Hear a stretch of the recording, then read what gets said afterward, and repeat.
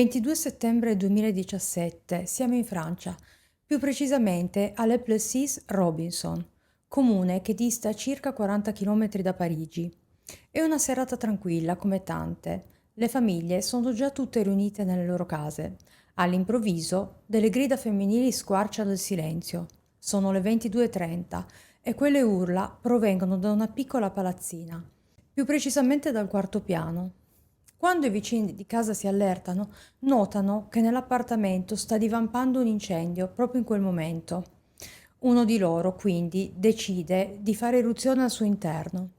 Troveranno subito riversa a terra la donna che hanno sentito gridare poco prima. È ancora viva, ma con ustioni sul 92% del suo corpo, che non lasceranno scampo.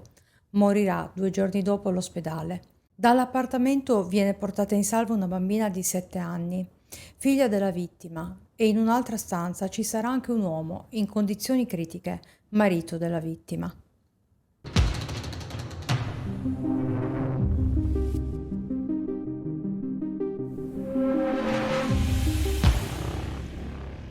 Benvenuti passeggeri del web, io sono Mile e questo è Mile True Crime, il mio contributo per ricordare le vittime di violenza e imparare dalle loro esperienze, per riconoscere eventuali segnali.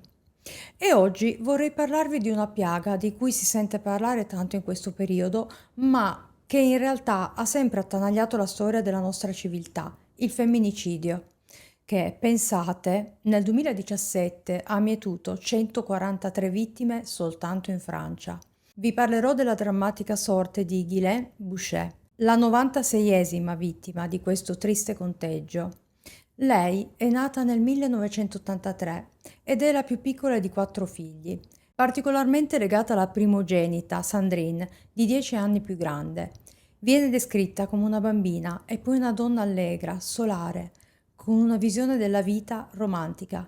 Il suo sogno era sempre stato di quelli più classici: conoscere il suo principe azzurro, sposarsi, avere dei figli e condurre una vita normale, semplice. Sognava questo tipo di famiglia perfetta, così come lo era stata la sua, quella di origine, dove tutti si amavano e rispettavano. Questi erano i suoi valori, i suoi ideali. Per Ghislaine le cose importanti erano quelle semplici, quelle che a volte riteniamo scontate. Una casa, un marito, i figli e un quartiere tranquillo dove poter camminare in sicurezza. E per questi tratti caratteriali così dolci e romantici, Ghislaine viene coccolata da tutta la sua famiglia, cresce senza scossoni, protetta e forse un po' viziata dai suoi familiari, essendo anche la piccola di casa. E Ghislaine diventa una giovane ragazza circondata da amici sinceri. Non si poteva far altro che volerle bene a questa simpatica ragazza sempre pronta a farti ridere, con una barzelletta o qualche aneddoto divertente, ma anche sempre pronta a tendere una mano e ascoltare per poi tirare su il morale a chi ne avesse avuto bisogno. La ragazza prosegue così la sua adolescenza tra amicizie e brevi storie d'amore, fino a diventare una giovane donna. Purtroppo non ho trovato niente sul suo background scolastico, lavorativo, né cosa le piacesse fare di particolare, sport o hobby. È davvero un peccato, perché credo che con un carattere del genere sicuramente erano molteplici le sue attività e passioni. Comunque, ritroviamo Ghislaine all'età di 26 anni.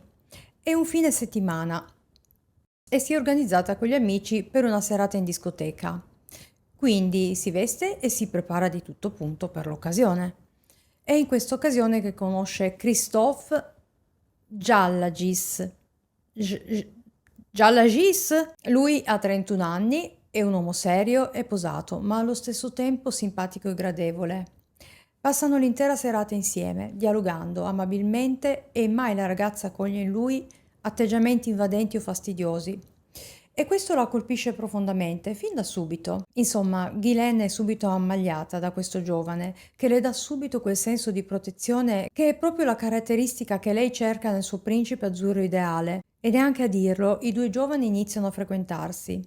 Il loro è un rapporto idilliaco, lei frizzante e vivace, lui posato e adorante. Sembra una combo che funziona. A dirlo è anche la sorella di Ghislaine, Sandrine, che essendo così vicina alla sorella conoscerà presto Christophe e passeranno diverso tempo insieme, organizzando svariate giornate da passare insieme in famiglia. Sembra procedere tutto alla perfezione. Ghislaine ha trovato il suo principe azzurro, premuroso ed dedito. Neanche un anno dopo la coppia decide di andare a convivere e poco dopo si sposeranno. Poco dopo Ghislaine corona completamente il suo sogno romantico, con la nascita di Chloé. Devo dire che sono stati velocissimi. Forse varrebbe la pena conoscere un po' meglio chi abbiamo di fronte e non permettere ai nostri sogni di idealizzare le persone. Comunque, a questo punto la coppia acquista la casa a Le Plessis Robinson e continuano ancora per qualche tempo a vivere una vita perfetta. Avevano un matrimonio soddisfacente e una deliziosa bambina. Ghislaine e Chloé stabiliscono subito un legame esclusivo. Sono legatissime e d'altronde Christophe, col suo carattere un po' chiuso, inizia anche a essere rigido con la piccola, accusando la moglie di essere troppo permissiva e di viziarla in un modo esagerato. E chissà, forse il rapporto fra i due è proprio qui che inizia a incrinarsi. Una lenta discesa che porterà al disastro. Ghislaine inizia a sentirsi insoddisfatta. Spesso si sfoga con Sandrine. Le confida che suo marito è freddo, distaccato, che non si lascia mai andare a slanci di affetto né con lei né con la piccola Chloé, che è stanca, che tutto questo la sta mandando in crisi. Sandrine però non dà troppo peso alla questione. In fondo Ghislaine è sempre stata trattata come una principessa. Aveva goduto delle attenzioni forse eccessivi delle sue sorelle e dei genitori e probabilmente stava esagerando. Quindi cerca di farle capire che la vita matrimoniale diventa così, insomma, giorno dopo giorno si appiattisce. Ma l'importante resta sempre l'amore e la dedizione di cui Christophe era sempre stato capace. Ghislaine a questo punto decide di fare qualcosa per se stessa. Per combattere la noia e forse il senso di vuoto, decide di trovarsi un lavoro. Anche qui non ho trovato informazioni sulla loro condizione finanziaria né della professione di Christophe, ma immagino che guadagnasse abbastanza bene, visto che si erano fatti un mutuo e che lei, fino a quel momento, era stata una casalinga e si era presa cura della bambina. Trova un impiego presso una panetteria. Finalmente il suo stato mentale rifiorisce. Adora stare in mezzo alla gente, dialogare, scherzare con i clienti. Le sembra di tornare indietro col tempo, quando tutto era più facile, quando la vita le sorrideva. Aveva trovato il modo di sopportare quella vita matrimoniale così piatta, ma questo è solo un'illusione momentanea, perché presto Christophe manifesta un forte disagio. Inizia ad accusare sua moglie di non prendersi cura della casa, dice che è sporca, che non ha cura della sua famiglia, che la polvere regna sovrana. Un giorno in particolare, Ghislaine passerà gran parte del suo tempo a fare delle pulizie profonde della casa. Ma quando Christophe arriva a casa, inizia a controllare l'operato della moglie e scovando un po' di polvere sugli armadi, l'uomo le fa iniziare tutto da capo, cioè la costringerà a ricominciare a pulire tutto quanto, ma non basta, si era messo a insegnarle come fare. Ghislaine racconterà questo particolare evento a sua sorella, le dice che Christophe è stato duro, minaccioso, che le ha fatto paura. Purtroppo sua sorella sminuirà ancora l'accaduto, come aveva già fatto, pensando ad un'esagerazione, sempre colpa dei vizi ricevuti, alla vita da principessa che aveva sempre fatto. Aveva conosciuto Christophe, era un uomo quieto, pacato e gentile, non aveva occhi che per sua sorella. Sicuramente le confidenze di sua sorella erano un'esagerazione e non se n'era preoccupata. Ghislaine, disperata, si era poi chiusa in se stessa, nel suo dolore. Cos'altro avrebbe potuto fare? Come se non bastasse, negli ultimi tempi Christophe era diventato controllante, arrivando al punto di decidere per lei cosa mangiare, perché a suo dire era necessario che perdesse peso e così stava visivamente dimagrendo. Tutti lo avevano notato. Ormai lui stava decidendo tutto per lei. Era come una marionetta tra le mani di suo marito. Poi in panetteria aveva iniziato a ricevere le attenzioni di alcuni clienti. In particolare, un uomo era solito complimentarsi con lei per questo e per quell'altro motivo, facendola sentire apprezzata, cosa che ormai non aveva più provato da tempo. Eric F. Questo è il suo nome. Così aveva iniziato una relazione con lui. Alcune fonti sostengono che Eric non fosse il primo uomo che la donna aveva frequentato durante il matrimonio, ma poco importa, non è questo il punto. Eric la faceva sentire viva, la faceva sentire amata e apprezzata, tutto quello che Christophe le aveva tolto da tanto tempo e che forse, a pensarci bene, non le aveva mai dato. Si era ripresa, stava meglio. Ancora una volta aveva ritrovato la se stessa di un tempo. Presto però Christophe aveva fiutato qualcosa. Ghislaine era raggiante, più bella e più sicura. Era tornata ad essere la donna solare e gioiosa che aveva conosciuto. Questo lo aveva insospettito. Le sue prepotenze sembrano non sortire alcun effetto.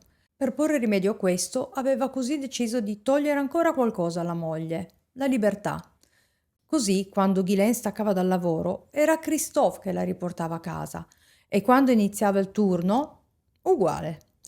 Qualsiasi commissione, qualsiasi impegno sarebbe stato con lei, sempre. Ghislaine, che ogni giorno strappa uno spazio in solitudine per sentire sua sorella, si confidò nuovamente con lei. Le aveva raccontato anche della storia con Eric e che ne era innamorata, ma Christophe era diventato sospettoso. E secondo voi qual era stata la reazione di Sandrine? Le aveva consigliato di lasciare stare quell'uomo, di concentrarsi sul suo matrimonio per farlo funzionare e doveva farlo anche per la sua bambina, che avrebbe sofferto. Non poteva mandare all'aria il matrimonio. E Ghislaine questo lo sapeva. Amava sua figlia con tutto il cuore, non avrebbe mai voluto procurargli un dolore così grande. E poi c'era la casa, l'agiatezza e la serenità, che sarebbe finita a gambe all'aria. Separarsi sarebbe stato troppo. Eppure, negli ultimi tempi, da quando Eric era entrato nel suo cuore, lo aveva considerato sempre più seriamente. Le violenze di Christophe aumentano di giorno in giorno, ma erano sempre state psicologiche. Mai una volta erano state fisiche, eppure lei da quell'uomo si sentiva minacciata, al punto che aveva anche pensato di denunciarlo. Lo aveva confessato ai suoi colleghi. Tuttavia, ogni volta che si era confrontata con Sandrine, lei aveva sminuito i fatti, facendola sentire ridicola, e così aveva sempre lasciato perdere l'idea di prendere provvedimenti. Nel frattempo, Christophe stava scivolando nella più cupa depressione. Aveva confessato al suo datore di lavoro tutti i suoi sospetti. Gli aveva detto che sua moglie lo stava tradendo e che non era la prima volta.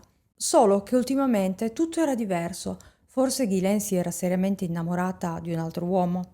Ne era certo.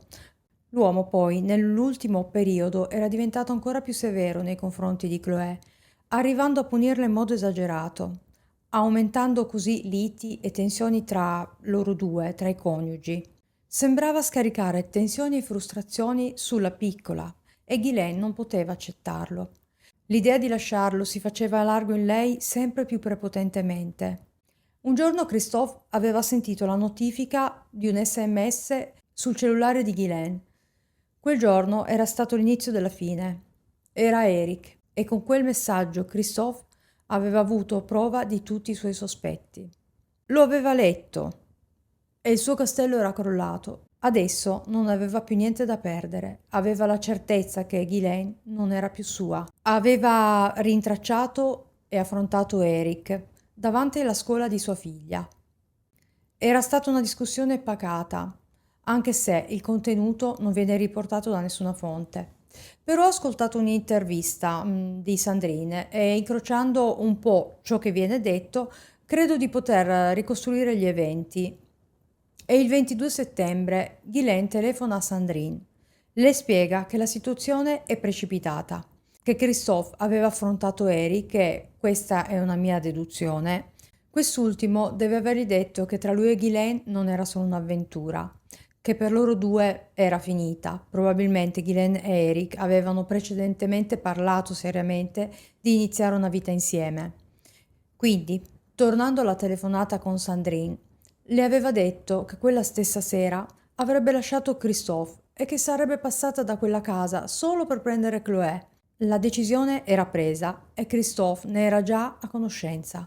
Poi le aveva chiesto di avvisare Christophe che presto sarebbe arrivata a casa e di vestire la bambina. Sandrine aveva acconsentito e subito composto il numero telefonico del cognato per eseguire la richiesta di Ghislaine. Lui aveva risposto e Sandrine aveva cercato di tastare un po' il terreno e di tranquillizzarlo. Quindi gli aveva detto che non era un dramma, che di coppie che si separano ne è pieno il mondo e che avrebbe potuto rifarsi una vita.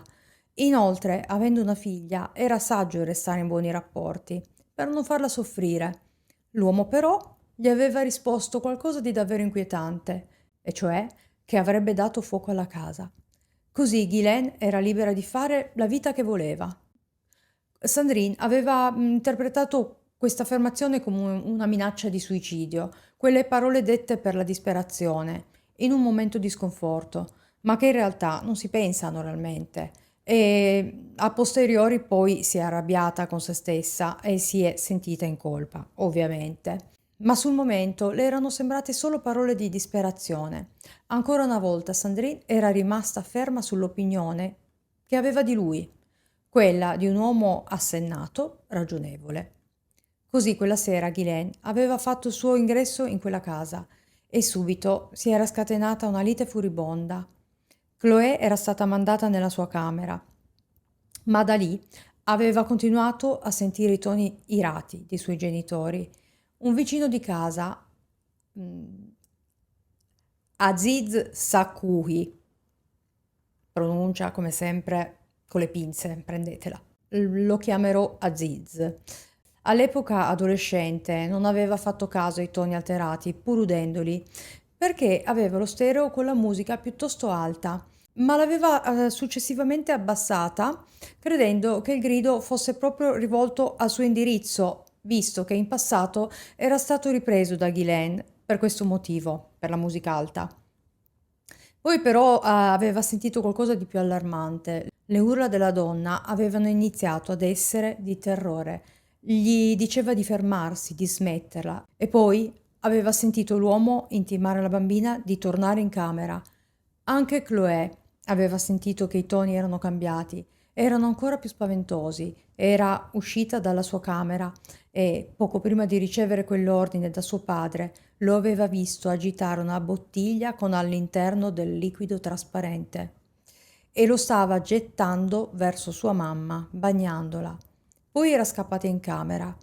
Poco dopo i vicini di casa, Aziz e Dominique, un altro vicino di casa, si erano avvicinati alla porta dell'appartamento, preoccupati e allarmati per quelle urla di terrore. Avevano notato del fumo fuoriuscire e avevano capito che all'interno era esploso un incendio. Avevano sfondato la porta e davanti ai loro occhi si era subito presentato il dramma. Ghislaine era per terra, avvolta dalle fiamme, ed era stato difficile entrare per aiutarla e tentare di salvarle la vita, perché la temperatura all'interno era altissima. Viene descritta da Dominique come quando si apre un forno a 250 gradi. Quel calore così intenso che ti investe il viso, e ti senti proprio bruciare. Uno di loro riesce a dominare le fiamme, l'altro corre per cercare il resto della famiglia, perché sente Chloé piangere. La trova e la porta al sicuro prendendola in braccio e la porta dalla vicina di casa. Nel frattempo vengono allertati i soccorsi. Quando i vigili del fuoco arrivano, trovano anche Christophe. Anche lui ha gravi ustioni ed è in stato di semi-incoscienza. Viene immediatamente trasportato in ospedale, così come Ghislaine, che è irriconoscibile. Ma dentro di lei pulsa ancora un flebile soffio di vita. Una tragedia. In casa di Sandrine, poche ore dopo, squilla il telefono. È il fratello di Christophe, che non le spiega niente, si limita a dirle di raggiungerlo all'ospedale. Io penso che a quel punto a Sandrine le si sia congelato il sangue nelle vene. Restava solo da capire di che entità fosse la disgrazia che si stava per palesare. Come detto, Ghislaine a quel punto era viva, ma i dottori avevano già avvertito Sandrine che per lei non c'erano speranze. Le ustioni estese sul 92% del suo corpo avevano lesionato anche gli organi. Era solo questione di ore. Non posso pensare al dolore lancinante che ha provato questa sorella. Resta al suo capezzale. Ghislaine è completamente coperta di bende. Le vengono consegnati degli orecchini e le chiedono conferma che appartenessero a Ghislaine, perché in realtà le autorità avevano bisogno di sapere che si trattasse proprio di lei. E lei ovviamente confermerà. 2 giorni dopo, Sandrine sente dentro di sé che sua sorella si sta spegnendo. Si china per abbracciarla delicatamente e le dice quello che sa che vorrebbe sentire, che di Chloé si prenderà cura lei, di andare via serenamente, perché sarà lei a proteggere e a crescere la sua amata figlia, ma che resterà sempre lei la sua mamma.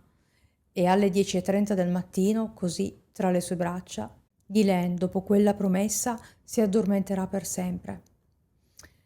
Nel frattempo, a Christophe, che era stato messo in coma farmacologico per qualche tempo, vengono poste le prime domande dagli inquirenti. Christophe è troppo sedato e l'unica cosa che riesce a far fugliare, e lo ripeterà anche in fase di processo, sarà che era stato un incidente, che quella benzina era per se stesso.